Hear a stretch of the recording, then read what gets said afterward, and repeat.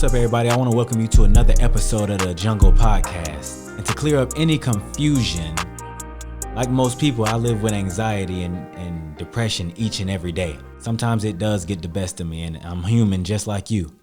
All I can do is continue to get the help that I need and grow and be better each and every day.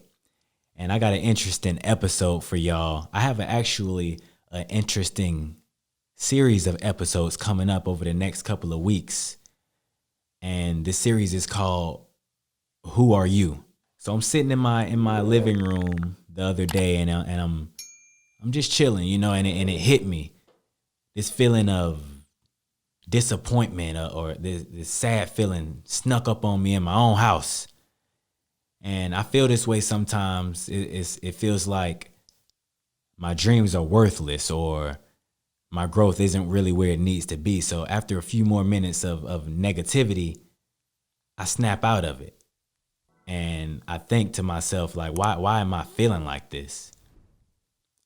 So I hop on my phone and I get on Google. So shout out to all my people that you don't know where you would be without Google, because I'm one of those people. I use Google for everything.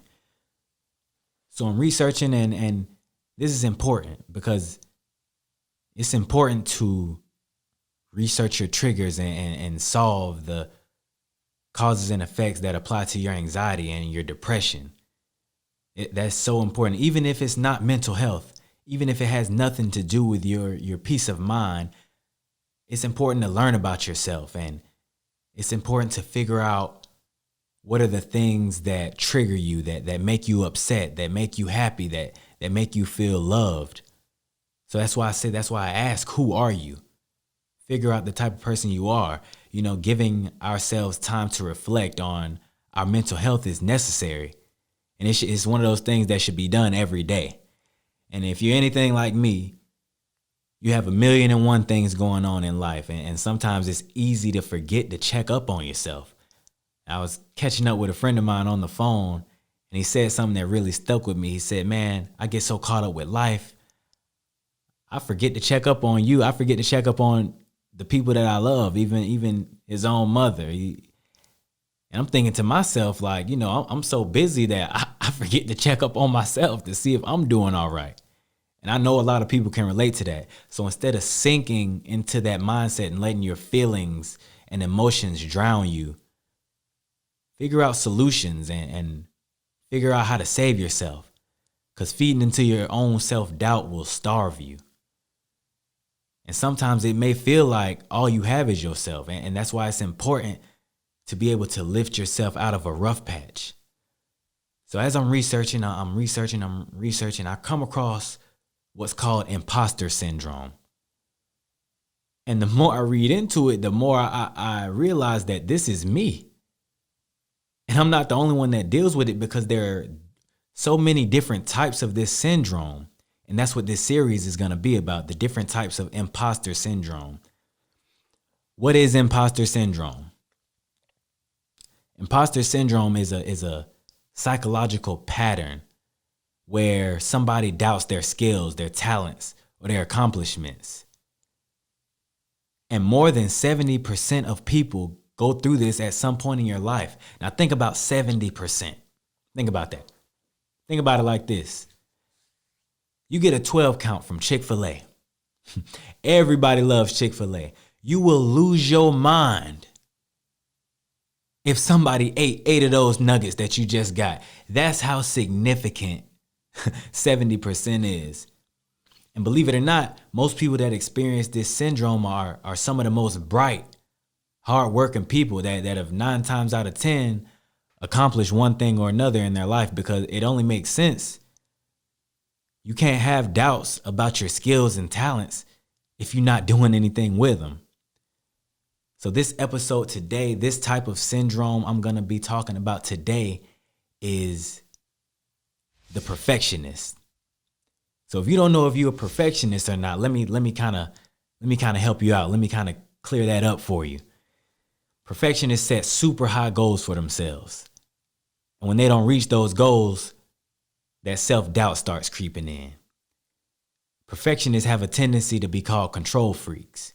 But to your defense, I understand. It's not that I'm a perfectionist, it's that you're not control freaks. You just feel like if you want something done, you got to do it yourself. There's nothing wrong with that. Perfectionists have trouble giving people tasks, even if they're qualified to do so. Perfectionists, they have to see a 5-star rating on whatever it is that whatever service or whatever it is that they're ordering, because they want it to be perfect. If not, they don't think it's good enough. They don't think it'll do a good enough job for them. Obviously, perfectionists, their work has to be 100% perfect every time. When you think about perfectionists, think about diamonds. Diamonds have to be perfect. A wedding ring has to have the perfect diamond. Whatever the case may be, it has to be perfect. And success doesn't feel perfectionist the way that it should, because you always feel like the job could have been done easier or it could have been done better. The bottom line is, perfectionists feel that if they are not perfect, they are not enough. And this is not true. You have to find some happiness within yourself. You have to find some love in what you accomplished, some self-confidence to realize that if the job got done, whether it was done poorly or exceptionally, you deserve whatever comes from it. You are not an imposter. Learn how to take your mistakes and your imperfections and translate them into growth. Everything you do ain't gonna be perfect. So stop letting the enemy use that against you. Stop beating yourself up because the things that you're doing, they may not be perfect, but they may get you through that day. They may get you to the next thing that you have to do. You fail a test, you miss a shot, you break a glass. It's a part of the process. It's life. Don't think I'm saying correcting your mistakes is a problem, because it's not. There's a difference between a correction and an assessment. An assessment is the judging of the amount, the value, or the quality of something. An assessment can be wrong. An assessment can be unfair. And the truth is, being a perfectionist is wrong and unfair to you. It's wrong and unfair to your mental health. And if you can understand that there's no such thing as perfect, peace of mind will come a lot easier. So accomplish what you need to. Grow from it and appreciate it. Because life ain't sweet. Take your wins when you can, and don't beat yourself up on the losses. And that's all I got for you today on the Jungle Podcast. So be sure to tune in for the next episode of this series, Who Are You? I'll be discussing more in depth on imposter syndrome, and there are 4 more other types of this syndrome. So if you're not a perfectionist, I'm sure one of these other types will be you. So tune in for that. Make sure you leave a like and subscribe and continue to grow with the Jungle Podcast, because I know life isn't easy. I know that sometimes our feelings and our emotions and our depressions get the best of us. And I'm here to talk about all that on this podcast. So make sure you tune in. And that's all I got for you guys. Thank you for all the love and support that I've been getting. I really appreciate it. It's all love. Thank you.